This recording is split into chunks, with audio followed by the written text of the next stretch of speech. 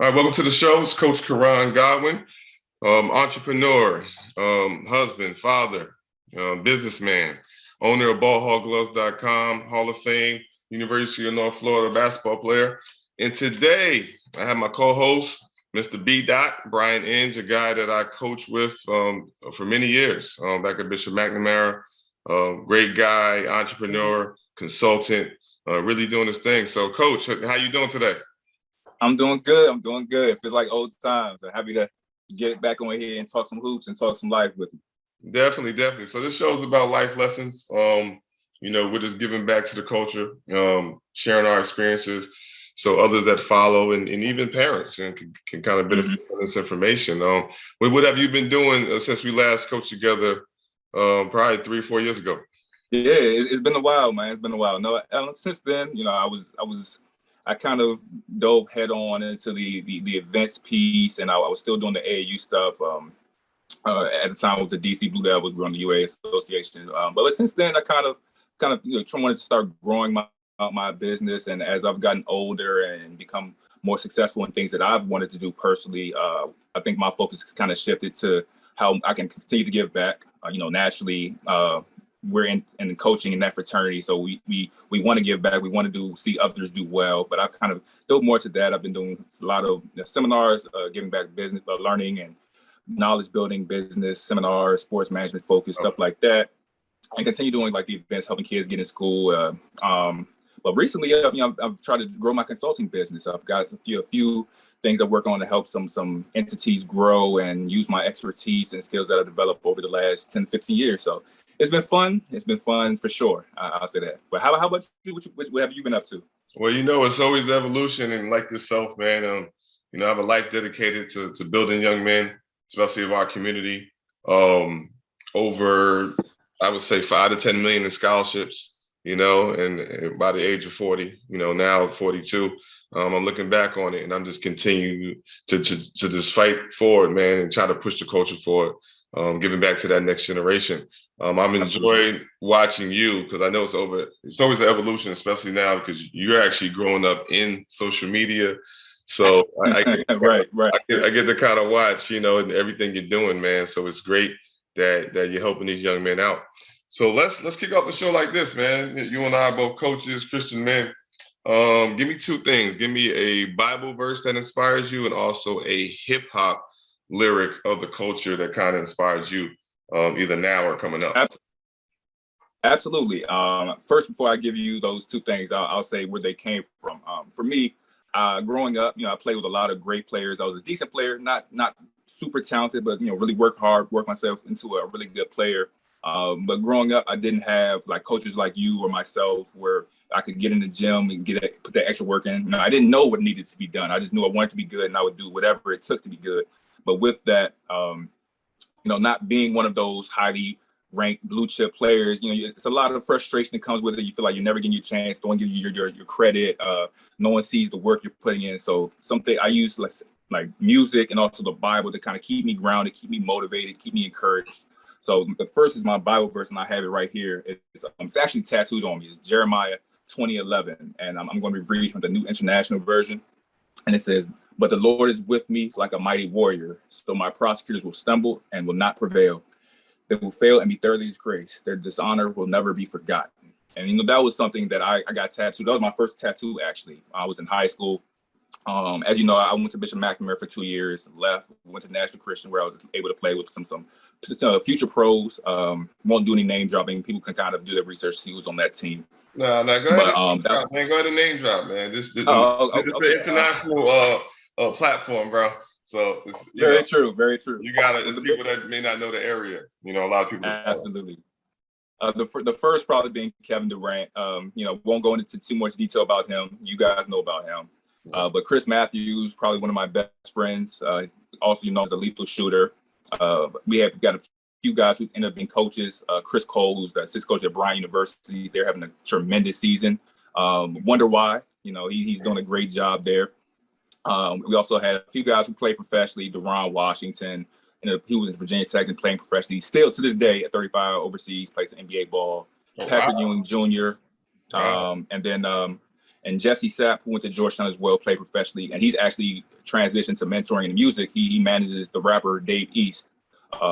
So they're from the same area. And what happened, Dave actually was down here in high school during the time. He was really, really good basketball player. So, on that team, but going back to your question about the Bible verse, yeah, man, I kind of, just wanted something to keep me encouraged, to keep me focused, keep that chip on my shoulder, and let me know that the Lord was with me and everyone else was against me. And then the next one would be a verse of Jay-Z. It's called my first song. It wasn't something that he said. It wasn't something he said. It was something that Big said. Come on, he said. The key to this thing, the key staying on top is to stay focused, stay hungry, and stay working. And that's something I kind of kept with me as I started to accomplish things outside of just playing, doing events and all my goals and aspirations. Something to keep me hungry, keep me level-headed, keep me striving to becoming a better man, a better person. So those are two things that I carry with me. So, but what about you? What are two verse and a song that is key to your heart? Yeah, great stuff. Growing up, one of the verses that really hit me was Ephesians 3:20. He says, "Now unto him that's able to do exceedingly abundantly above all you can ask or think." And at a young age, when you hear that, it's like, dang, like what's above what I can even ask or think? Like everything I think I want, God has something more for me. And that right there was just one of those things, because I'm a very ambitious person. I'm very goal oriented, but I always need a goal. I always need something beyond it. And there is no, okay, I just get $50 million and then that's it. No, I want more impact. I want more, you know what I'm saying? And that Absolutely. verse, yeah, that verse really embodies just, philosophy that I came up with, which is God first, work until, and that, that work until means that, there's no limits. You got to work until you complete it. And even that, you got to go beyond. One of my hip hop verses that really hit me hard, and it's crazy because you can kind of listen to certain people, and coming up, our parents was like, don't listen to that music, it's bad, it's this and that. But there's certain things that you gravitate toward when you want to kind of, you listen to your parents and it's not all bad. And one of the people is obviously Jay-Z, and anybody that had the entrepreneurial spirit, what I'm saying? I really connect Jay-Z, Nipsey Hussle, Young Jeezy, like people that talked about, really out there going get it and was inspiring. And one of the verses Jay said on a song called Beach Chair, when he said, life is just a beach chair, this song is just a Hallmark card until you reach here. So that was him talking to me. And back then, we had the headphones and we went from cassettes to CDs or whatever. But basically what he's saying is that, he achieved this level of success, but he still wants people like myself to come up and reach it as well. So he said, life is just a beach chair. That's when the beach chair represents what people think, when you made it, but he was like, this song is just a Hallmark card until you reach here, that you can do it too, And that's funny that you say that. It kind of leads me to one thing I always wanted to ask you is like, you've been very successful. And we kind of talked about this off air about, planning to be successful and having goals outside of just, playing the sport. I just like, what are some things, that you did that prepared you to do everything you're doing now? Because, like you said, it wasn't something you just woke up and, I'm going to do this. It had to be like a methodical plan and strategy. And of course, things change over time, but you had an idea of what you wanted to do and where you wanted to be. Yeah, I think the game of basketball taught me so much. I think that in order to really be successful at a high level, to me, success is consistency. It's not just doing one thing one time. It's not just, you average 30 on your AAU team, but you average 8 on your high school team. You know what I'm saying? There's obviously something that you're not doing over here. There's something that has to be consistent. And one of the things in basketball, to me, that makes someone consistent is the ability to research and study and plan.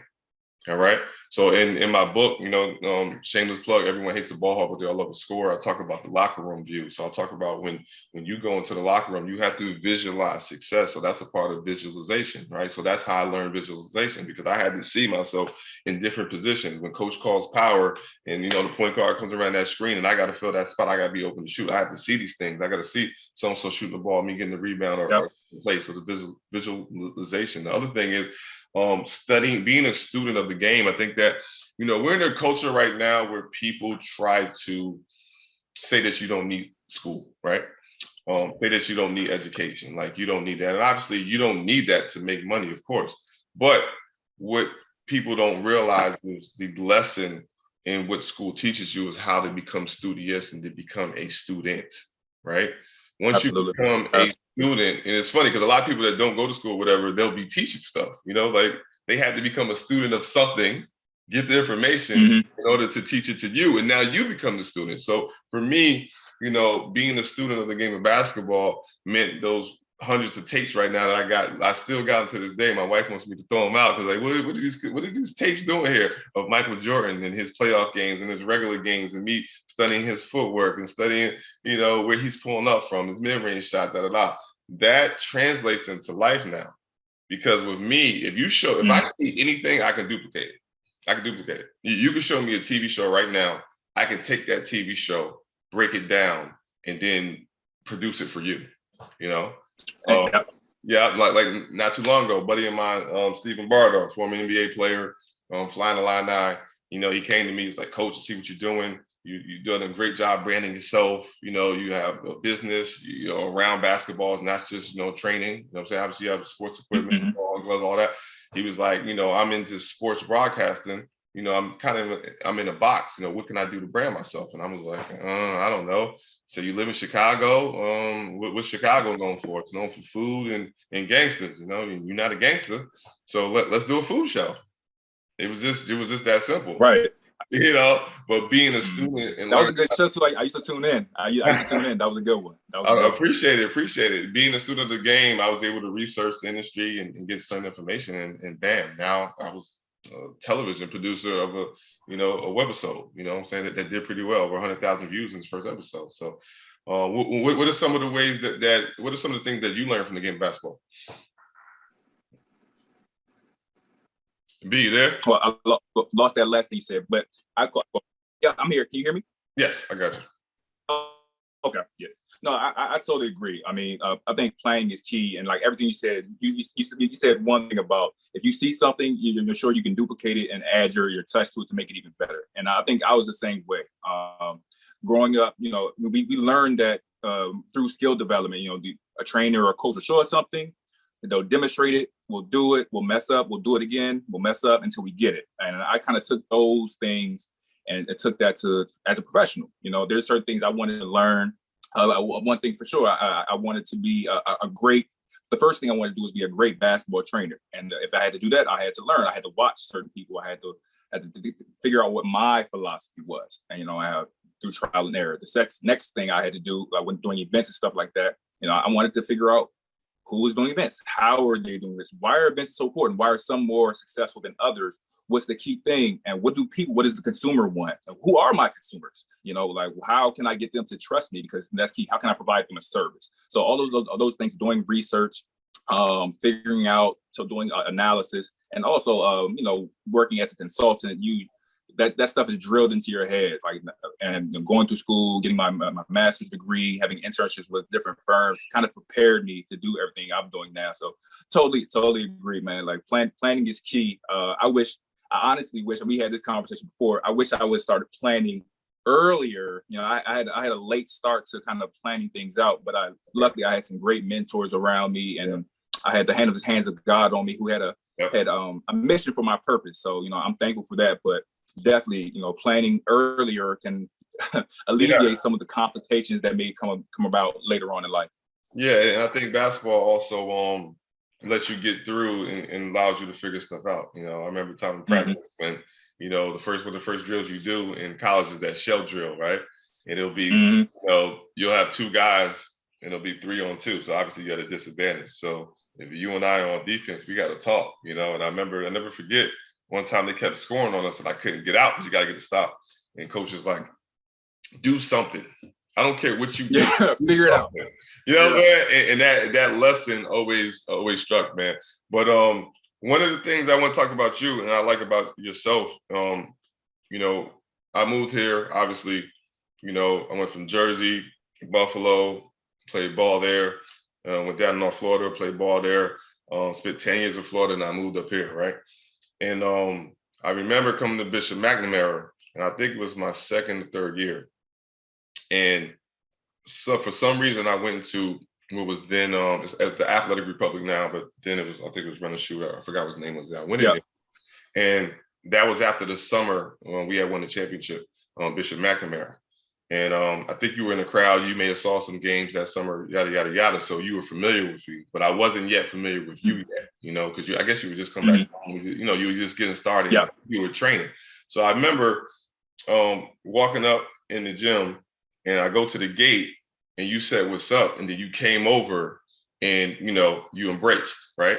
Mm. And that right there personifies the skill of networking, because you knew I was attached to your former high school. Obviously, I was new. I would just move there within the next 2 years, but you understood the fraternity in the basketball networking. Was that something that was natural to you? Because some people shy away from others, especially if they come from out of town, or especially they don't know them. Maybe there's ego involved. But you literally came up, and it was like, yo, I'm part of this fraternity too, because you were young. You're young coming up. You're getting started. Absolutely.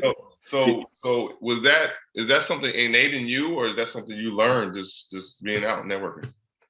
I think it was something both. I would say it was innate, because I knew that if I wanted to get to where I wanted to get, and I needed to know people, I needed knowledge. I needed to be around people who were doing things that I was doing that were successful in the ways that I was. But growing up, I was a little shy, a little reserved, so it took me a while to get out of that, which came so that it wasn't actually natural. The thought was natural, but actually getting it was kind of tough for me growing up. So.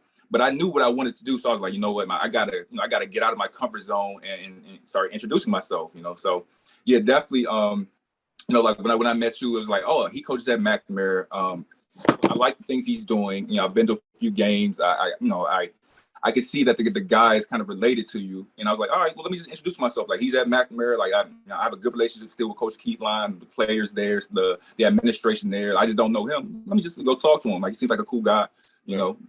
See what happens. Like, I like what he's doing. And, so let's talk about that, because that's the reason why you and I would always been good, because since from day one it was nothing but love, and that's the type of person I am. You never know how someone is until you approach them, but it's all love, especially if you're dealing with kids in basketball. But let's talk about the fraternity of basketball players in both coaching. Let's talk about players first, and then the coaching fraternity. So what are some of the benefits that you've received through networking and coaching? In basketball, yeah.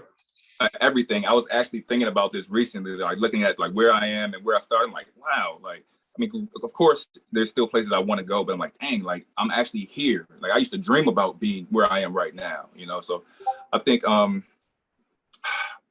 man, like thinking, I lost my train of thought, KG. What was your question? Yeah, so the question is, what are some of the ways that you've benefited through the fraternity and network of basketball? Yeah, so I'll give you a direct chain to where I am today. So as a high school kid, like I said, went to National Christian, was okay, not as good as my teammates, was okay. Probably was what I ended up being a Division II player, Division III player. Had the opportunity to play some pro ball. Met some one of my teammates at Bishop McNamara, Abdullah Jallo, ended up transferring to National Christian. The statute of limitations is over now. Yes, he was the breed. He got me to transfer from McNamara. Yes, I can say that now. So we went to National Christian. He's one of my good friends. Towards the end of my senior year, he introduced me to a trainer that wanted him to work out with him. But of course, like, he's one of my best friends. So he's like, nah, I want my best friend to come, because at the time Abdullah was big fish. So I met Keith Williams. Fast forward, Keith and I became really close. Became one of the bigger influences on my basketball career. Keith ended up showing me, I knew what high level basketball looked like from being a National Christian, but now I got to see it on a different level. See like the actual, some of the politics and the business stuff, and working with pros and how pros really, really work, and what it would take if I wanted to actually get there. Played in college, bounced around a little bit, but had a great year. Had the opportunity to play. Would try out for a G League team. I had to make Danny Ainge's son, Austin, came up to me personally. Said he wanted me to come and try out for his the G League team, the main Rick Laws at the time. Paid for everything, so that was a great experience. Went down there, played my best. Was the last cut. Came home, tried to do some ABA stuff, but realized I'm not about to be chasing this for pennies. I'm I could potentially make some good money down the line, but by the time I make the money I want to make, I might be 30, 31. Then what am I do for the rest of my life? So long story short, I made the decision to move on. One of the pro guys I met through Keith was Chris Monroe, who was a great professional player, also a great entrepreneur. Someone I looked up to. He introduced me to Daryl Davis, who at the time was a financial services guy who had his own firm, entrepreneur. I interned with him while getting my master's degree. We hit it off. I got to see how actually real business worked, not just in sports, which would kind of help me. And then I got to be in a lot of different rooms, and people started to see me in a different way because I wasn't just wearing basketball clothes. Now I'm wearing a suit and tie when I'm going into gyms and meeting with people and talking to people and being in different rooms. So from him, I got some experience that led me to have my own consulting and business around basketball. And then from there, I also met DeMarcus Cousins through Keith, which gave me some experiences training a professional player, even though I was more or less like passing and doing stuff like that. But got to be around a pro player. Yeah. Then, which led me to also working at Deanwood Recreation Center, when Marcus Thornton was working out with me when he was at McRae with you. That's when I was first getting started. I had a lot of other pro guys. I met some young kids who now they were 8th graders then, but I had them working out with Marcus and all those guys, and they ended up being some pros, some businessmen. And then one of those kids was Markel Fultz. Another one was Jeff Dalton. We ended up getting an Under Armour deal, surrounded them. Met some of the Under Armour guys on the business side. Met some of the Nike guys on the business side. And at the same time, I started working with DMV Elite through the relationship I had with Mike White, who was somebody I met through Keith Williams. And Mike White gave me an opportunity. At the time, I had my own spring league, which was very small, but I brought it to DMV Elite. They saw the great job I was doing. So I was with them, 7-8 years or so.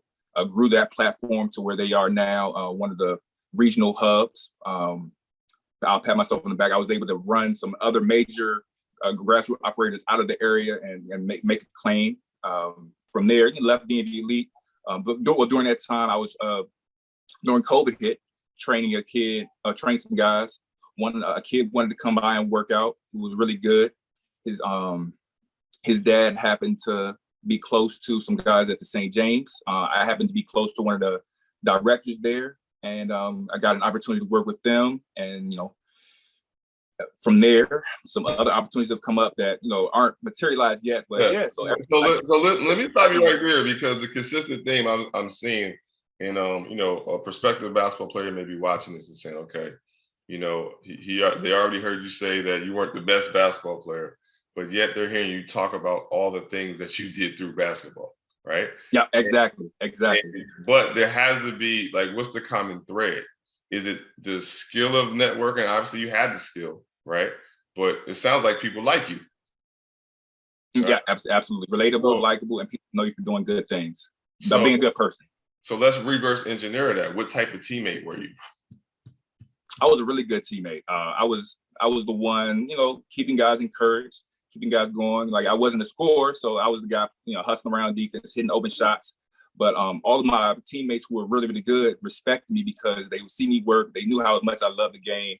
At the time, I was a step behind them, but they loved me, so they always wanted to help see me succeed because, I wanted to see them succeed. So in turn, they kind of helped me get in position to do certain things just because, they were my friends. They loved me, and I loved them. And from there, pretty much the networking began. And that's kind of how it goes. Like, you do things to help people, and people want to help you in return.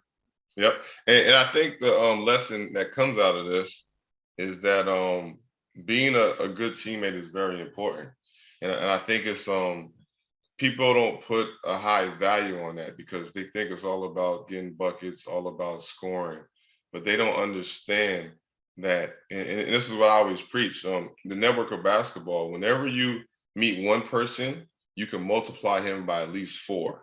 All right, because you'll meet the mom, you meet the dad, you meet the uncle, you meet a brother, you meet a cousin, you'll meet a friend. And during the course of your basketball career, I mean, by the time you get to high school, you'll probably play on over 20 to 40 teams. Like my kids are 6 and 9, and they're already playing on 4 teams at the same time. you know? Right. So 4 times, let's say you have 10 players, 10 times 4, that's 40, you know? Like that's 40 Mhm. people that either know you or you get the opportunity to know. And as you get older, and the cool thing about basketball is people never forget you, man.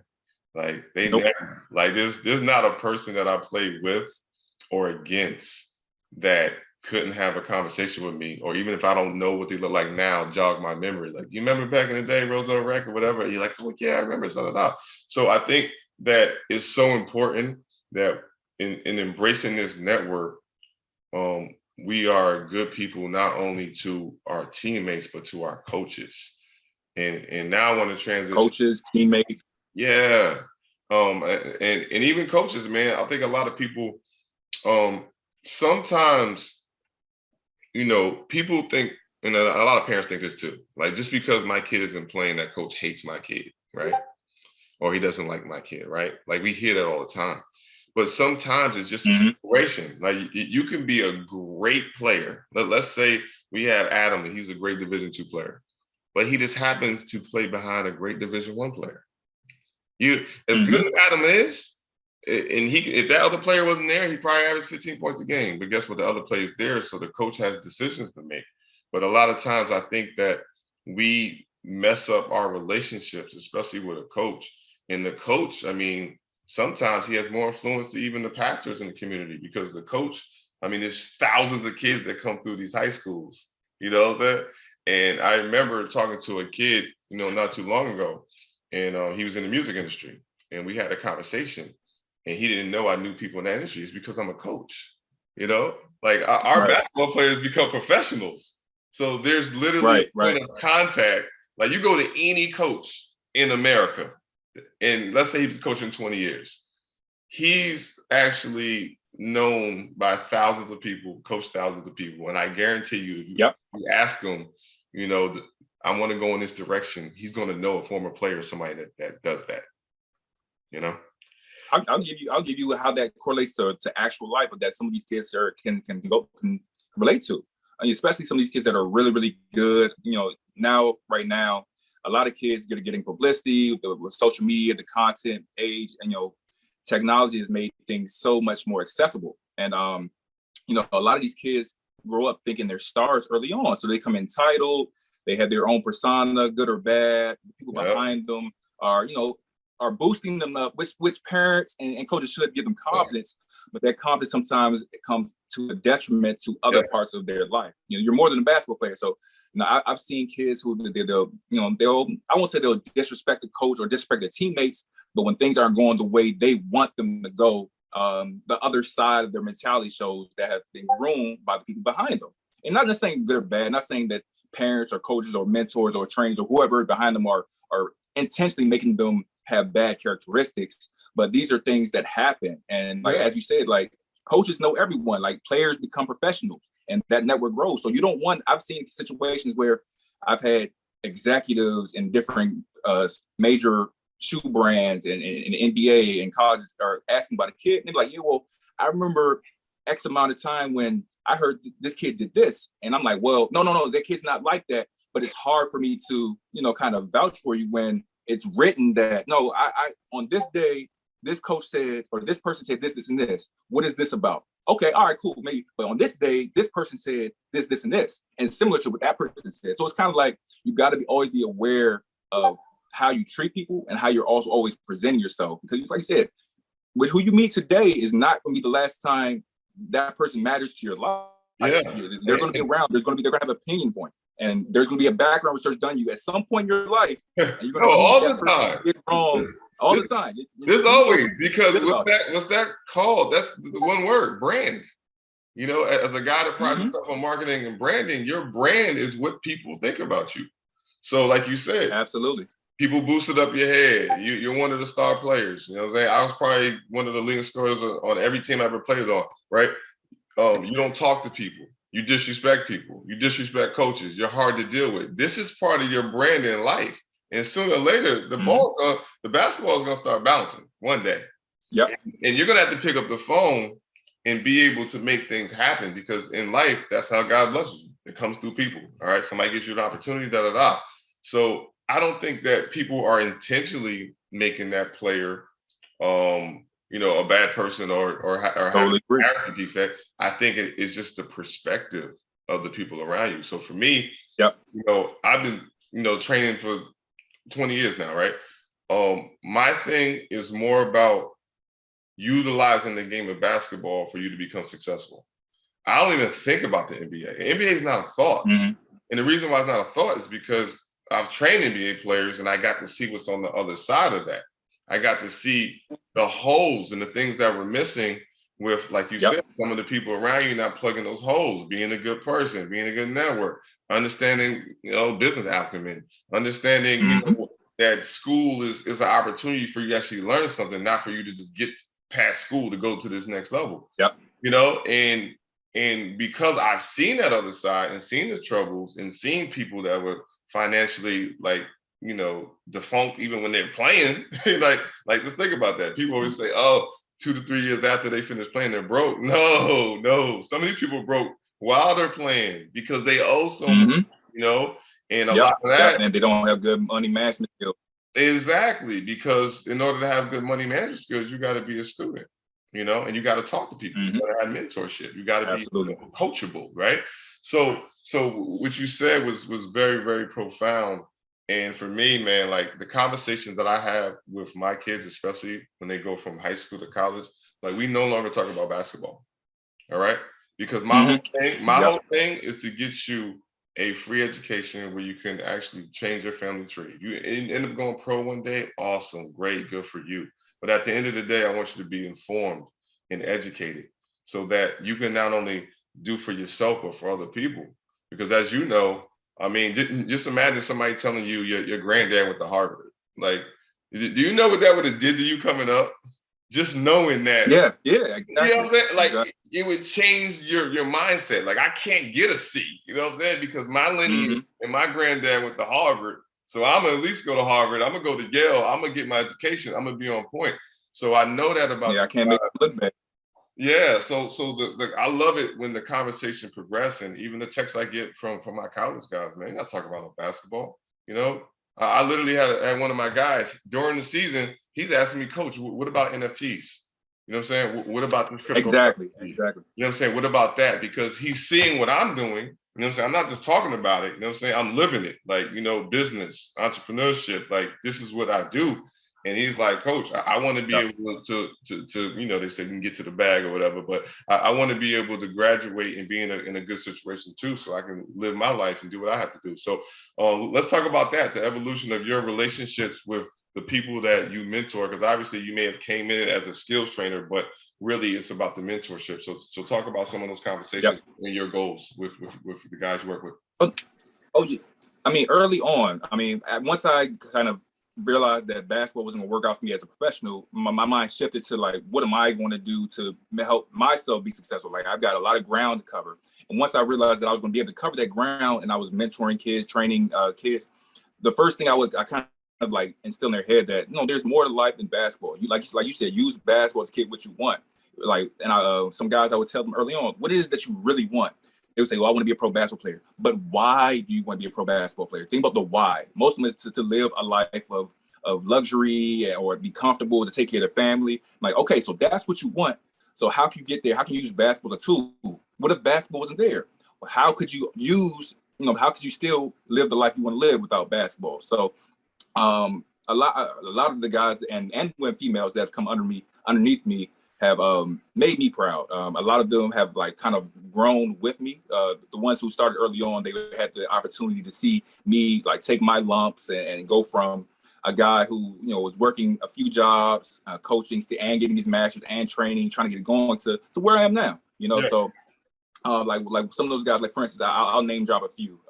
Jeff Dalton, one of the ones I had early on.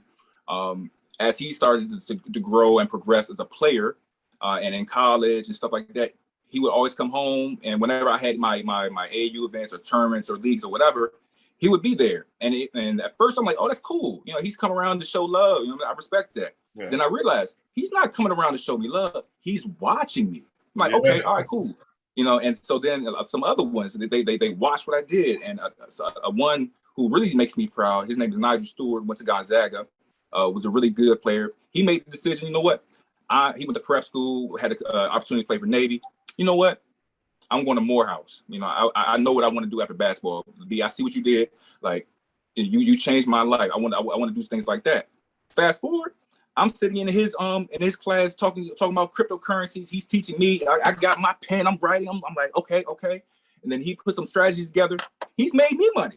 You know, so it's full circle. So those guys make me proud. And there's a ton of others. But those two, those are like two that I could really think of off the top of my head.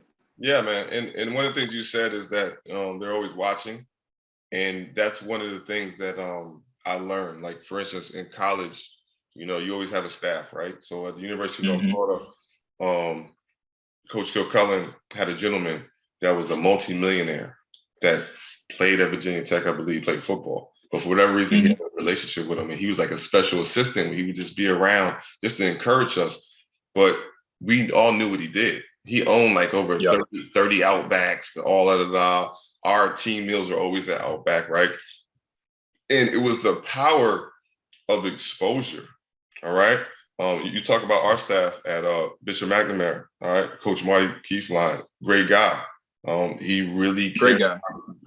Really cares about the kids. Like, he's a lifer, what I call a lifer. You know what I'm saying? Somebody that can we plug something right quick while we're talking Coach Keefline?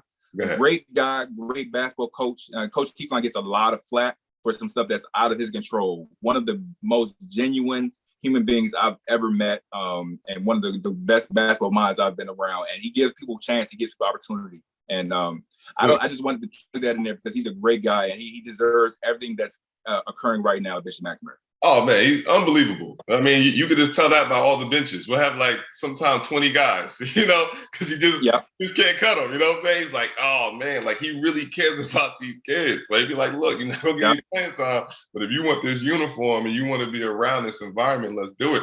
And also, my point was the staff that Coach Keefline assembles.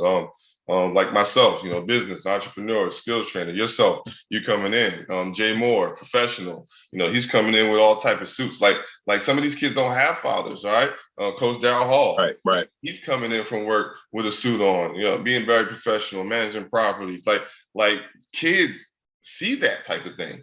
And to me, it's more than just basketball because Coach Kilcullen, North Florida, he brought in this gentleman in order for us to be exposed to somebody like that. You know, whenever do I have an opportunity to talk to somebody that's worth over $10 million? You know, it's all about exposure. But the key thing with you and Jeff is that us as coaches, knowing that we're watching and it goes beyond just basketball, you know, and when you know that you have to carry yourself in a certain manner, even when you're on social media, even as an old head or a mentor. I don't think people see the impact. You know, it's players that don't like you for whatever reason, or don't like me for whatever reason, right? But they see everything you do, you know, and even some and they pick up. Yeah, and sometimes they get older and they just rock with you because they realize, oh shoot, like this is back then. Oh, you know what? He's not really a bad guy. He just was on me about help side defense, and I don't like to play defense. You know what I'm saying? Or he's about hard work, and I just don't want to work hard. He pushed me too hard or whatever. But at the end of the day, the exposure to you is just so powerful. So here's what I want to do as well, because we're talking about so many great things, and it's awesome. But there's another side to this, right? So I want you to conflate and bring together a couple players so people don't know who you're talking about, and as a cautionary tale as into what can happen if you don't utilize the game of basketball, if you're not a good teammate, you have a bad attitude. So tell a story combining guys that you know, so no one knows who you're talking about, because this is like a created person, but these are examples of somebody that at the end of the road, they actually had a heartfelt thing and they're not as successful. They don't feel like they're as successful as they should be at this point in their life. Absolutely. I mean, you see it all the time. Like I said, I definitely won't speak names. I'll kind of think of some past experiences or things I've seen. I'll caveat that, you know, in the DMV, it's not normal here. The level of basketball that we see, you know, from an early age all the way up to the professional level. You know, it's not normal. So our kids grow up seeing professionals all the time. and that's not normal. So they think of, oh, I can be a pro. And in actuality, a lot of our kids do have opportunities to be a professional. Now, even though we have a higher probability of becoming professionals, it's still very small, in the grand scale of things. But, with that inflated sense of belief, well, kids. Also, you got to realize all professionals don't make a lot of money. We got to get that. Absolutely. Absolutely. Everybody does the NBA, and when you go overseas, it's not what you think it is all the time. Some people you got to play for 25 grand. Some people play for 5 grand. I saw a tweet yesterday. A guy said, "Man, the men's league I'm playing right now got better competition than some of y'all playing professional basketball." And I died laughing because it's the case. A lot of people, I don't say a lot, some people, play professionally just to say, I'm a pro basketball player. Yeah. But the point of being a pro basketball player or pro anything is to make money and to have, be able to provide for yourself and your family and to do the things that you want to do with your life, not just to say I'm a pro basketball player. Yeah, you get the pictures and you put them up, and I'm not mad at you if you use it to like go into a coaching career or something. I'm not mad at that, but it's not at all. It's not everything is cracked up to be, is what we're trying to say. Go ahead with the cautionary tale. I'll keep it brief. This goes back to when I was not just getting started, but just like hitting my stride. One of the guys that I grew up playing with and against, I'll speak his name because he's kind of a legend here. His name was Jamar Board. Great player, kind of didn't value education maybe in high school, but one of those guys that all the pros knew. He was famous to all the pros, but never played professional basketball. One of the best scorers I've ever seen, best shooter I've probably ever seen. Probably a better shooter, probably up there with Clay and Steph. I mean, I've never seen him probably miss 2 shots in a row. I've seen him kill pros. I've seen him score 70 points in a game. I've seen him straight dominate people. But from the choices he made early on in his life, he ended up taking his life at around 28 years old, and because he was heartbroken on things weren't kind of flowing the way he wanted. And he kind of later on in his life he kind of corrected those mistakes, and but things kind of just didn't work out for him, and so he took his own life. He took his own, and it's publicized. You can look it up in the Washington Post, and I hope people can take this cautionary tale and take heed of it, because basketball isn't everything. You have to be well-rounded because the ball will stop bouncing one day and you have to be prepared for it, So that's one, like I said, I wasn't supposed to name drop, but I think that's key because he was a great player that I think deserves his flowers. Yeah. And, but there's also something that people can learn from his experiences. You don't want to have so much weight on you because of a game, that you like, what, I can't deal with this anymore. It's not worth it. That's so. Let's segment that, because you and I have both been involved in coaching in a variety of ways, whether it be high school, AAU, grassroots, YMCA. Like, when you're a coach, you just, you're the coach. So the transition and the pressure, right? You just talked about the pressure was too much. How should parents, let's talk about the parenting, because sometimes the pressure will come from above. It's not even the personal pressure. Sometimes it's a overzealous parent, or maybe someone that didn't get their shot, so they want their son to get their shot, and they're just putting so much pressure on these kids. Do you have any cautionary tales about that you've seen personally, without naming names? Yeah, but because I think this is very important, because this translates into mental health issues. Absolutely. And for a while, I started off with the little kids, just for a little bit. I was director of a YMCA, but that was already after coaching college and doing this type of stuff. But you go to high school and you're getting kids kind of from the grassroots, from the 8th grade, from the 7th grade. And you don't know a lot that happened at 3rd grade, 4th grade, 5th grade. You're just not there because you're kind of recruiting them, at that last minute, 7th, 8th grade. But, a lot of these kids come and their mental health just isn't there. And it can get scary out there. I mean, I have a lot of examples, but just give me something from your experience. Yeah, no, I've seen like the pressure that comes with like a kid that's highly regarded, highly rated, how that can weigh on them. Not even just from the basketball court, but just making your parents happy, making them proud. make sure that they're happy with what you're doing, you know.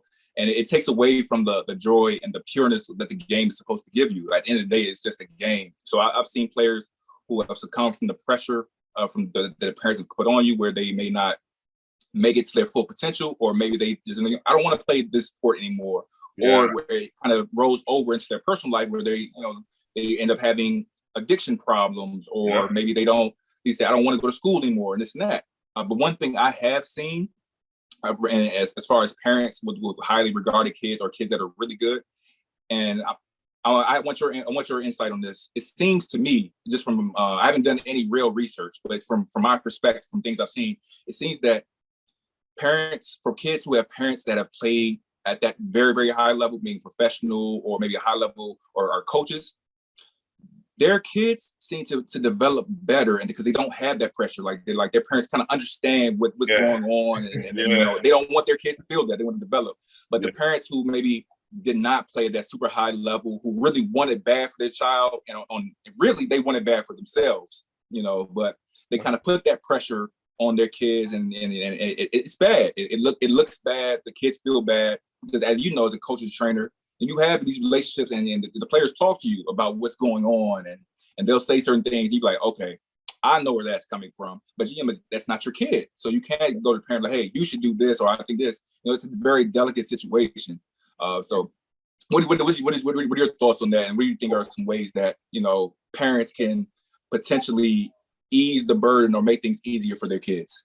Well, I would say this. You don't have kids yet, but you probably, about to get married. You're going to have kids pretty soon, I assume. And before I had kids, I'm looking at from the outside looking in. It is extremely, extremely difficult. And I say that having two kids, one in first, the other one in fourth grade. When you're watching your kid play a game, especially that you're passionate about and you love, right? But it's hard. It's hard to learn the game of basketball. Just think about that. We have people on ESPN saying that this professional player in the NBA doesn't know the game of basketball. You know what I'm saying? Right. And that happens all the time. And you and I know that there's a couple of cheat codes. He's extremely athletic. He can do this very well. Or, what I'm saying? He's left-handed. He just can't stop. Like, whatever it may be, sometimes they're lopos. And I would say this, you have to dial it in. And even myself, I coach my kids, right? So I'm allowed to say certain things. But what I always tell parents is this. I was able to play at a high level. So like you said, I have a different understanding because I was already there, right? And my mother was very tough, very strong on me, but she allowed me to make mistakes. And you see that as key with guys like Steph Curry, like with Del Curry, They got to come from you, son. I'm going to give you all the resources. I'm going to give you everything, but it has to come from you. And what I tell parents all the time is like, you have to let the kid fail. I have a poster right here with LeBron James. You have to be able to accept failure to get better. If you don't let your kid fail, right, and you do something what's called centralized, and they call it in the workplace, when someone's micromanaging, right, what happens is that kid becomes dependent on you, even if he is successful. And there'll come a time where either he can't hear your voice, whether it's in the WCAC game when everybody's cheering, or the pressure gets too much, and sometimes they get to the point where they crumble, all right, because he wasn't allowed to fail. Not allowing someone to fail is taking away their coping mechanisms, right? So you have this centralized player that's been great, since birth, and he's scoring, he's doing that, and his dad is berating him, he's all over him. He can't get a break mentally, and he turns into sometimes a machine, machine. But when that machine goes into a new environment, an environment where, failure comes now, sometimes it's hard. It's hard to deal with. And that's when you get the situation where people want to take their life. Now with social media, it's even more because people, you're branded based on what you show to people on social media. So if I've been a star since third grade and now I'm in 10th grade and I can't get no burn and playing time, or I just don't understand the offense, I don't understand position that helps our defense, and I'm not getting on the court, or I go to college and I get to the promised land and now it's not what I thought it was. A lot of them break down mentally. So my thing with parents is you got to hold your tongue, especially if you're not coaching. Let that kid fail. Let it. Let him. No, I don't care. I don't care if it's 5 turnovers in a row. There's something that he's learning in every turnover, even if it's just when the pressure comes, this is what happens. I need to see both Cameron and Clay in action and battle. I'm learning so much about my sons right now. It's ridiculous.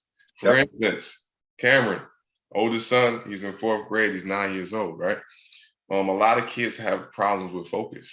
You know, as you know, you're a kid. You just want to run around. 7, you're 8. You're just running around crazy. You know, he starts playing AAU.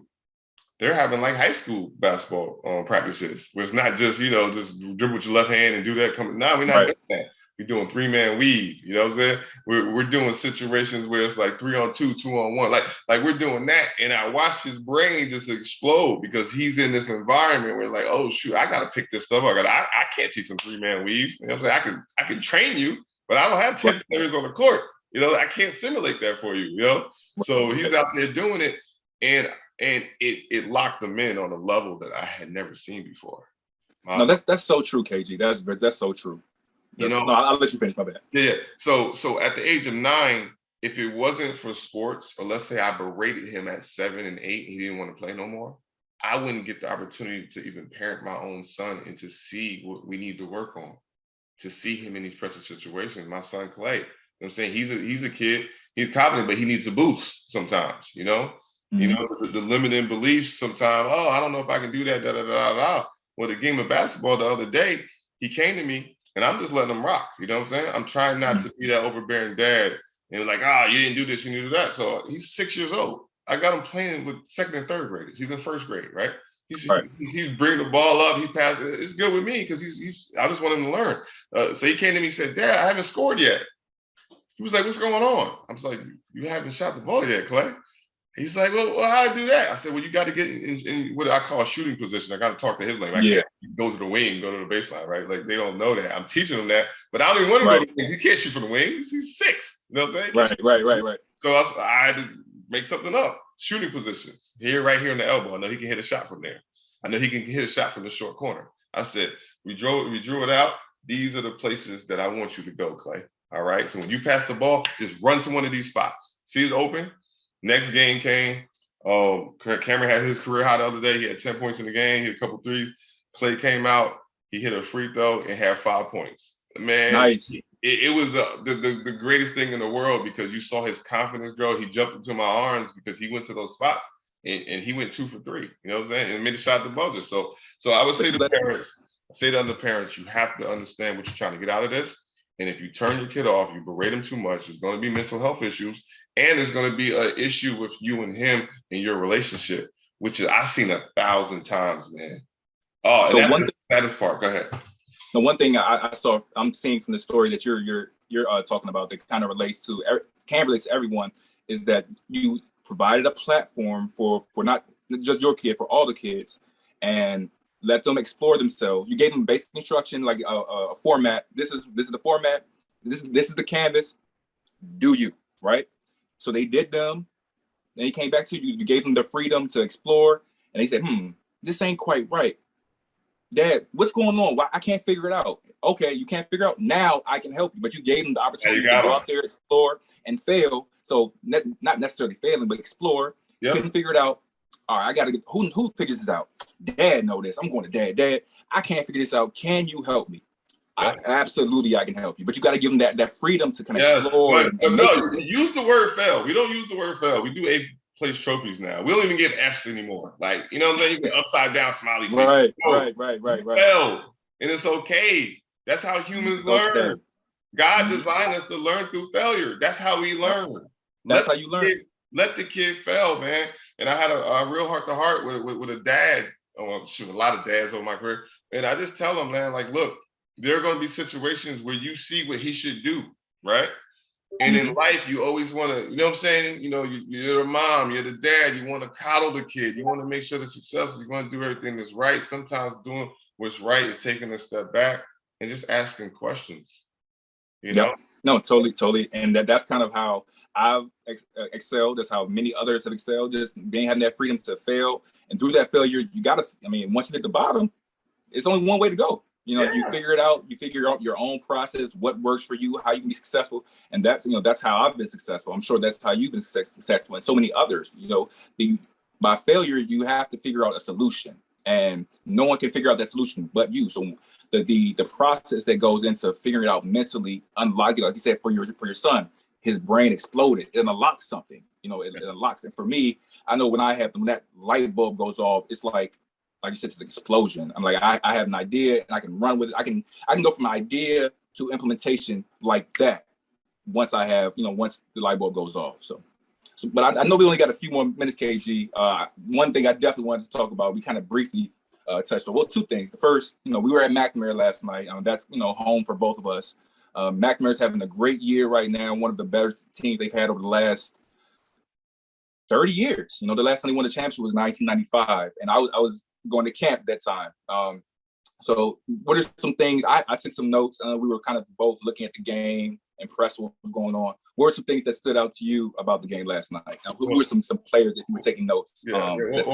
First of all, it haven't really been 30 years, man. There's a couple of good teams in between. I say one of the better, not the best, one of the better teams. Okay. I didn't want to discount like some of the good teams, but this is definitely one of the top 5 teams of the last 30 years. Oh, yeah. But I just wanted to get that. So Marcus Thornton and Talib Zana and all these guys don't get mad at you for overstepping them. But I think that this team is, like you said, one of the better teams. I was thoroughly impressed. One of the things that I look at each player on the team. All right. And you always looking, as a coach, I'm always looking for a weakness. That's what I'm looking at. Who can't handle the ball, who's the guy that's just a plug-in for a couple minutes. And what I saw was I saw a collective group of hoopers. I feel like if you have a well-coached team, a well-coached team could be coached by another person. Mm-hmm. So like if you see like Steve Kerr, coaching the Golden State Warriors, and he has to leave because he's in the hospital for back surgery, the next coach should be able to step up and still win games with that team. Yep. Mm-hmm. Of how well coached they already are. So this is a tremendous job by Coach Keith Line by coaching these guys this year. Obviously, he has a great big in favor. I saw some pieces. I saw a freshman that was out there getting it. I didn't even know he was a freshman. That kid was a freshman. I found it this morning. I was talking to Jay this morning. He's a freshman. I thought he was a senior. Yeah. And I saw a certain level of pride and also confidence. When St. John's was speeding them up, they brought the big guy up with the diamond press and they didn't just take the first shot. They pulled the ball out. They ran what they wanted to run. And that was a hard fought game, by an excellent team. And one of the kids on the team, Malik Mack, a guy that I've been working with ever since he was 8 years old, tremendous player, Division I guy. I mean, had 4 to 5 threes or so, and it was just a really joy to see. But this McNamara team is definitely special. Jaden Johnson, monster, the kid that just transferred in from DeMatha. They really have some pieces, man, and I'm looking forward just to March and the end of the year, because as you know, you gotta, it's all about March. It's all about American University. Yeah, it's all about American, going to Gallaudet, getting that win in, and then you got the Final Four at American. The whole D&B is in the house. It's WCAC. Everything shuts down, and let's see who's going to win this title. So, what were your thoughts? Look, I'm still in the, I guess, quote unquote, the in the thick of it in the grassroots basketball. But I saw a lot of those things. My thoughts, especially for McNamara, I definitely think this is one of the better teams in the last 30 years. I didn't see the team that you guys had when Talib was a senior, but I remember when he was a sophomore, when Jay was there and stuff like that, and they were good. The team with Marcus, I thought, was really, really good. Marcus and Ibn, and they had some other guys. From everything you said about this team, I mean, they play hard, they play together. Even the guys that may not be Division I players are still going to play some type of college basketball. So, I mean, I'll go over some of my notes. You kind of touched on Favor. I was very impressed with Favor. I've been watching Favor since he was in the 8th grade. Marty Marty, and I even give Coach Keith Beanie some due, and Coach Taj Hawkins. They've done a great job with developing Favor. Yep. I'm not sure if Favor's the best player or will get Player of the Year in All Met Player of the Year, all these other rankings, but I think he'll if McNamara wins it all, I think he should be Player of the Year because he's probably the most dominant player. He impacts the game in so many different ways, and if you watch a basketball game, you'll be impressed by Favor. So he stays out of foul trouble. That's a tough out, man. Mark McNamara is tough to beat him. I'm sorry, Yeah. And the other thing I wanted to mention is just the what I was impressed with, and always impressed with. Obviously, we talked about Coach Keith Line. We raved about him and system, and also the culture. You see guys like Jay Gavin, former players on the sideline that obviously are allowed to step up, and they're coaching too. Lied as well, played at Temple. I saw him there. And just them pouring into the kids, man. That's one of the things I look for. Even as my sons, you coming up, you can make sure that the staff and the head coach are all connected. And I saw that.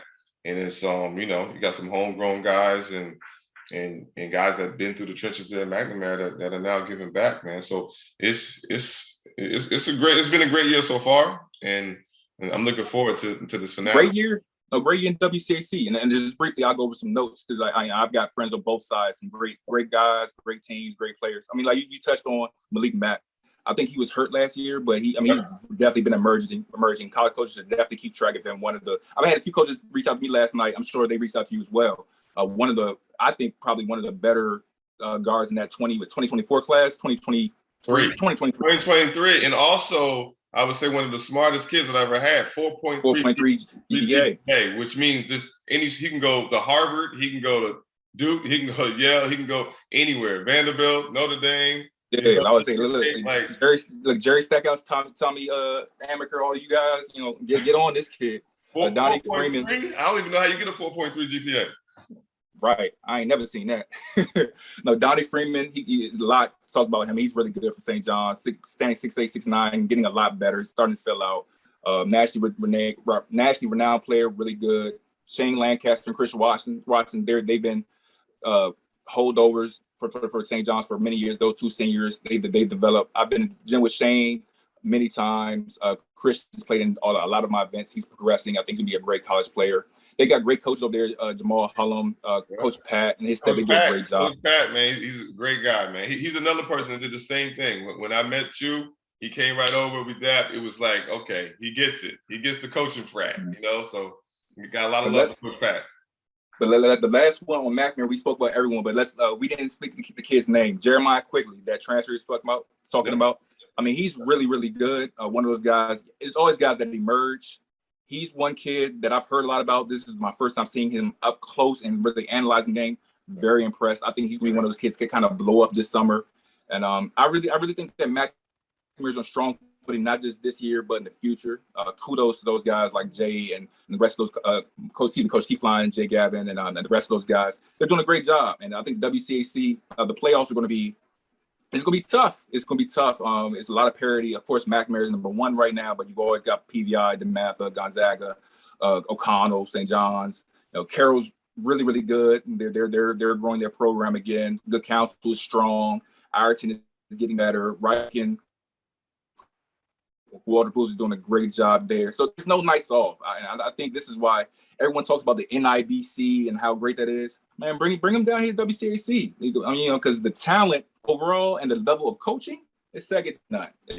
So I definitely think I'm looking forward to it, and I just definitely want to give kudos to both teams and make sure that you college coaches are really, really doing your homework. I know transfer portal is very appealing to you college coaches, but don't overlook the high school kids, man, because it's only so many transfers in the world, and once all those transfers dry up, it's still gonna be talent out here. So there you go. Be mindful. Come down to DC. Check these guys out. Sounds good, man. So great show. B-Dot. Appreciate you. We're gonna be doing a lot more of these in the future. I always say God first, work until, and see you guys at the top, man. Good show, man. Appreciate you. Have a good one, guys. Thanks. Right. Thanks, KG. All right.